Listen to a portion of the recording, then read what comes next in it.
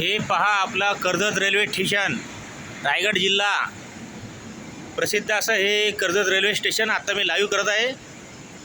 आणि आपण पाहत आहात की या ठिकाणी कुठल्याही प्रकारची सोय नाही, नुसता नावालाही मोठमोठे ऑफिसं बनवून ठेवलेत। ही पहा इथं अत्याधुनिक असलेली ही शौचालय मुतारी म्हणता येईल त्याला। बघा पूर्णतः बंद आहे। महिलांची पण ही शौचालय जे आहे महिलांचं हेही बंद आहे, तसं पुरुषांचं हे सुद्धा शौचालय बंद आहे। आपल्याला पूर्णपणे दिसतं आहे। या ठिकाणी नागरिक प्रवासी इथं मोठ्या प्रमाणात दिसत आहेत आपल्याला। तेव्हा इथं ट्रेनही जात आहे आणि कुठल्याही जी सुविधा ही 24 तास शासनाला देणं असताना हे आताचं जे सरकार आहे हे एक असं निंदात्मक काम करत आहे।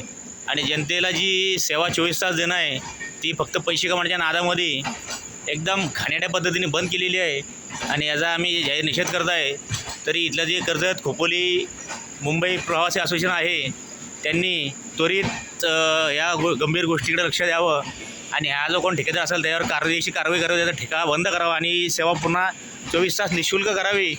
त्याचा काही चार्ज असेल तर तो ठीक आहे, घ्यावा, आपण ती 24 तास सेवा द्यावी आणि रात्री पूर्णतः मोफत ठेवा ही माझी मागणी आहे। जय हिंद, जय महाराष्ट्र।